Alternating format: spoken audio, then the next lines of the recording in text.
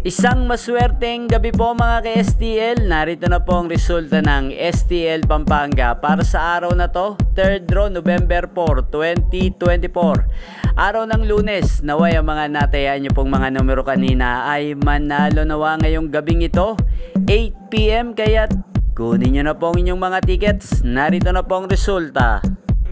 Para po sa STL Pampanga, 3rd draw result, ang mga numerong nanalo 4 at 26 in exact order sa lahat po ng tumaya kanina para sa 3rd draw ng 4 at 26.